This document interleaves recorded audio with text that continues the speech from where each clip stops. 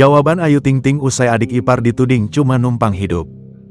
Ayu Ting Ting membela adik iparnya, Nanda Fahrizal yang dituding menumpang hidup. Beberapa waktu lalu, Nanda memang dituduh tak memiliki pekerjaan. Namun kini, Ayu Ting Ting dengan tegas membantah hal tersebut.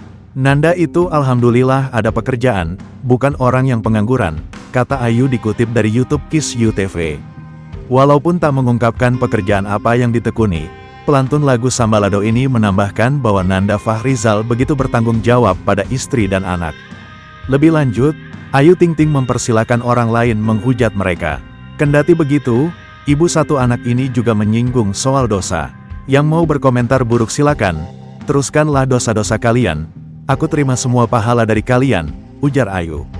Sebagai pengingat, tudingan pengangguran yang didapatkan adik ipar itu berawal dari Ayu Ting Ting sendiri. Saat menjadi pembawa acara salah satu program televisi, mantan istri Angie Baskoro ini membuat sebuah guyonan untuk adiknya, Siva yang baru melahirkan anak kedua. Ia menyebut yang bertugas membesarkan anak adalah dirinya, bukan sang adik, enak dia mah tinggal ngelahirin doang.